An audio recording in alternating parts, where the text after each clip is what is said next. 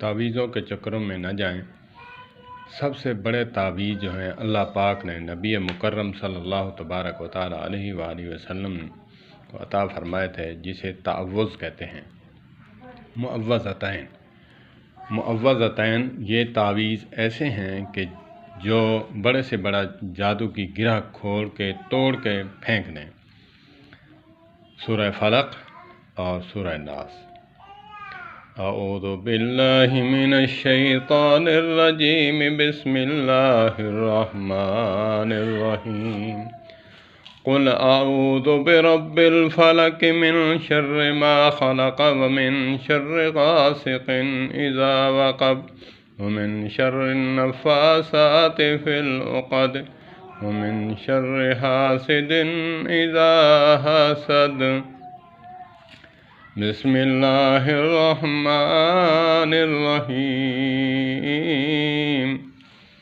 قل اعوذ برب الناس ملک الناس الہ الناس من شر الوسواس الخناس الذی یوسوس فی صدور الناس من الجنۃ والناس۔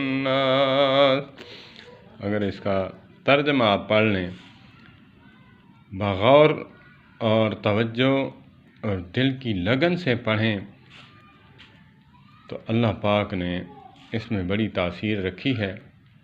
آپ اس کو صبح شام بلکہ ہر نماز کے بعد جو ہے ان 2 صورتوں کو پڑھیں۔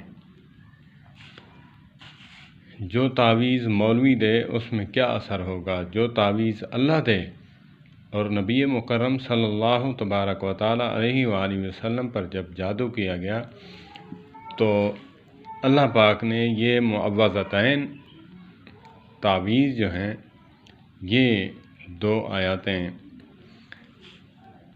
بتائیں اور اللہ کے نبی صلی اللہ تبارک و تعالیٰ علیہ وآلہ وسلم سے جادو ٹوٹا۔ تو اس میں کیا تاثیر ہوگی، لیکن ہم چاہتے ہیں کہ دوائی لیں، گلے میں ٹانگ لیں، گلے میں باندھ لیں، آرام خود بخود آ جائے۔ ایسے نہیں ہوگا۔ قرآن پاک کو گلے میں ٹانگنے سے ہمیں فائدہ نہیں ہوگا، بلکہ ہمیں پڑھنے سے، اس پر عمل کرنے سے فائدہ ہوگا۔ اللہ پاک ہمیں قرآن پاک اور محمد کریم صلی اللہ تبارک و تعالیٰ علیہ وآلہ وسلم کی تعلیم پر عمل کرنے کی توفیق عطا فرمائے۔ والسلام علیکم ورحمۃ اللہ وبرکاتہ۔